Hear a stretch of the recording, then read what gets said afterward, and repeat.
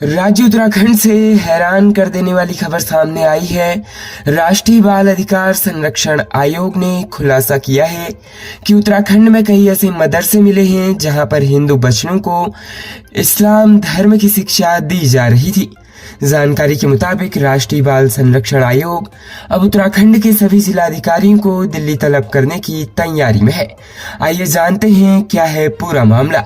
India TV की report के अनुसार राष्ट्रीय बाल अधिकार संरक्षण आयोग के अध्यक्ष प्रियंक कानूनगो ने बच्चों के अधिकारों को लेकर उत्तराखंड के 14 विभागों के साथ समीक्षा बैठक की थी।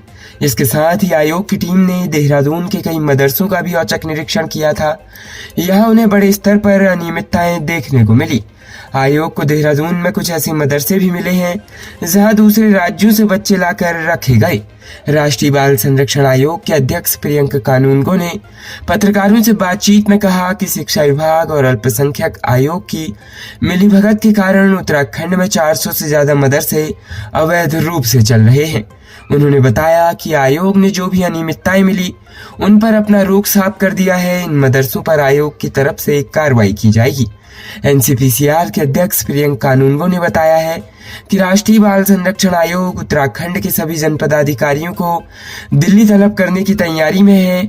आयोग की टीम ने यह भी दावा किया है कि जब उन्होंने औचक निरीक्षण किया तो इस दौरान उन्हें ऐसे मदरसे भी मिले हैं जिनमें हिंदू बच्चों को इस्लाम धर्म की शिक्षा दी जा रही थी। इस पर 5 जनवरी 2023 में भी एक रिपोर्ट प्रकाशित कर चुका है। अब एक बार फिर से रिपोर्ट जारी की गई है जिसमें यह बड़ा खुलासा किया गया है। इस पर सरकार क्या कर रही है, इसका जवाब फिलहाल सरकार की ओर से नहीं आया है। प्रदेश के हल्द्वानी में मंडी चौकी क्षेत्र अंतर्गत हल्द्वानी लाल कुआं राष्ट्रीय राजमार्ग पर दर्दनाक सड़क हादसे में कार और स्कूटी के भिड़ंत में स्कूटी सवार 2 लोगों की जान चली गई है। हादसा इतना जबरदस्त था कि स्कूटी और कार के पचखड़े उड़ गए। हादसा देर रात करीब 11 बजे के आसपास का बताया जा रहा है। हादसे में घायल कर चालक दोनों घायलों को अस्पताल लेकर पहुंचा जहां डॉक्टरों ने मृत घोषित कर दिया। मृतक दोनों युवक अल्मोड़ा जनपद के तलवाड़ बाड़ी के बताए जा रहे हैं। दोनों युवक मोटा हल्दू में एक रेस्टोरेंट में कार्य करते थे। मृतकों का नाम दीवान सिंह बिष्ट और अभय बिष्ट है। पुलिस दोनों शव को कब्जे में लेकर पोस्टमार्टम की कार्रवाई कर रही है। हादसे के बाद परिवार वाले अल्मोड़ा से हल्द्वानी पहुंच गए हैं। बताया जा रहा है कि मोतीनगर चौराहे के पास हाईवे पर लाल कुआं से आ रही कार और हल्द्वानी की तरफ से जा रही स्कूटी की आमने सामने जोरदार भिड़ंत हो गई। सूचना के बाद मौके पर पहुंची पुलिस कार सवार की मदद से घायलों को सुशीला तिवारी अस्पताल ले गए जहां डॉक्टर ने दोनों को मृत घोषित कर दिया। कार चला रहे व्यक्ति का नाम रूपचंद्र श्रीवास्तव है जो हल्द्वानी के गौजा जाली के रहने वाला है। पुलिस ने कार चालक को हिरासत में ले लिया है। हादसे के बाद दोनों परिवार में कोहराम मचा हुआ है। बताया जा रहा है मृतक दीवान सिंह बिष्ट 2 बच्चों का पिता है। फिलहाल पुलिस हादसे की जांच कर रही है। प्रदेश के हल्द्वानी के बनभूलपुरा थाना क्षेत्र अंतर्गत एक सरफिरे युवक ने अपनी मामी सहित उसके 3 बेटों के ऊपर हमला बोलकर लहूलुहान कर दिया। हमले में उसकी मामी की हालत गंभीर बनी हुई है जबकि उसके 3 बेटे घायल हुए हैं। बताया जा रहा है कि दुकान के कारोबार को लेकर काफी दिनों से विवाद चल रहा था जिसके बाद युवक ने हमला किया है। फिलहाल पुलिस पूरे मामले की जांच कर रही है। बताया जा रहा है कि इंदिरा नगर मोहम्मदी चौक निवासी 54 वर्षीय महिला अमीर जहां को उसके रिश्ते के भांजे ने अचानक उसके ऊपर चाकू से हमला करना शुरू कर दिया। इस दौरान आरोपी युवक अपनी मामी को साइन और पेट में कई चाकू मार दी। चाकू मारता देख उसके बेटों ने बचाने की कोशिश की। आरोपी ने उनके ऊपर भी हमला बोल दिया जहां वह घायल हो गए। भीड़ को देखा युवक वहां से फरार हो गया। इस दौरान परिवार वाले सभी घायलों को बेस अस्पताल लेकर गए जहां सभी का इलाज चल रहा है। जहां अमीर जहां की हालत गंभीर बनी हुई है। बताया जा रहा है कि हमला करने वाला आरोपी का नाम सखावत है और दोनों का घर आमने सामने है। पिछले कई सालों से विवाद चल रहा था। एक दिन पहले आरोपी युवक सखावत ने जान से मारने की धमकी दी थी जहां वह मंगलवार को घर में से चाकू निकालकर घर के बाहर बैठी मामी के ऊपर हमला बोल गया।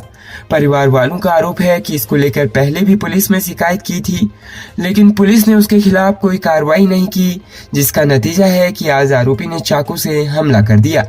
पुलिस का कहना है कि फिलहाल अभी तक कोई तहरीर नहीं आई है। तहरीर आते ही मामला दर्ज कर आरोपी को गिरफ्तार कर लिया जाएगा।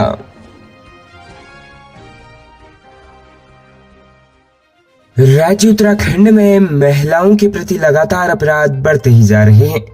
आज जो मामला सामने आया है उसमें चमोली की रहने वाली 2 बहनों से सहस्त्रधारा के होटल में दुष्कर्म किया गया है। पुलिस ने दोनों आरोपियों को गिरफ्तार कर लिया। आरोपी युवक मोटर मैकेनिक हैं। उनके खिलाफ राजपुर थाना पुलिस ने पॉक्सो और दुष्कर्म की धाराओं में मुकदमा दर्ज किया। आरोपियों को कोर्ट में पेश कर जेल भेज दिया गया। मिली जानकारी के अनुसार चमोली जनपद निवासी 2 सगी बहनें देहरादून में रहती है। उनके माता पिता की कुछ वर्ष पूर्व मौत हो चुकी है। आरोप है कि छोटी बहन से कुछ दिन पहले अहद शाम आजाद नगर कॉलोनी निकट सहस्त्रधारा क्रॉसिंग में बातचीत शुरू की। इसके बाद आरोपी ने उसकी बड़ी बहन से अपने परिचित साहिल, हाल निवासी चुना भट्टा, मूल निवासी कांधला सहारनपुर का परिचय कराया। आरोप है कि रविवार शाम दोनों आरोपियों ने दोनों उम्र से कम बहनों का दुष्कर्म किया। हाईकोर्ट बार एसोसिएशन ने नैनीताल हाईकोर्ट को कुमाऊं से कहीं और शिफ्ट करने का घोर विरोध जताते हुए ध्वनिमत में खंडपीठ के आदेश के खिलाफ सुप्रीम कोर्ट जाने का प्रस्ताव पारित किया है। उच्च न्यायालय की मुख्य न्यायाधीश रितु बाहरी और न्यायमूर्ति राकेश थपलियाल की खंडपीठ ने पिछले दिनों एक आदेश पारित कर उच्च न्यायालय की बेंच को ऋषिकेश शिफ्ट करने का मौखिक निर्देश दिया था। इसके बाद बड़ी संख्या में बार एसोसिएशन के अधिवक्ता न्यायालय के सम्मुख पहुंचे। न्यायालय ने बार को 1 सप्ताह में अधिवक्ताओं का जनमत कराकर न्यायालय की शिफ्टिंग को लेकर अपना मत बताने के लिए कहा था, लेकिन बाद में न्यायालय ने आदेश जारी कर अधिवक्ताओं और आम लोगों को भी न्यायालय शिफ्टिंग पर हाँ या ना में अपनी राय रखने के लिए कहा था। उस दिन से ही बार की लगातार बैठकें हो रही है। उन्होंने कहा, हाईकोर्ट हमारी शान गढ़वाल में शिफ्ट किया तो विरोध होगा। जाने क्या बोले कर्मचारी और पदाधिकारी, वजह भी बताई। सोमवार को बार सभागार में हुई बैठक में सैकड़ों अधिवक्ता मौजूद थे। इस दौरान अधिवक्ताओं ने अपने मत रखे। अधिवक्ताओं ने कहा कि 17 मई से सुप्रीम कोर्ट बंद होने वाली है, इसलिए हमें जल्द कोई बड़ा फैसला लेना चाहिए। कहा कि एक कमेटी बनाकर पूरी तैयारी से सुप्रीम कोर्ट में एसएलपी दाखिल करनी चाहिए। उन्होंने ये भी कहा कि जल्द से जल्द आदेश को चुनौती देनी चाहिए और वहां के एक सीनियर अधिवक्ता को भी इस केस में रखना चाहिए।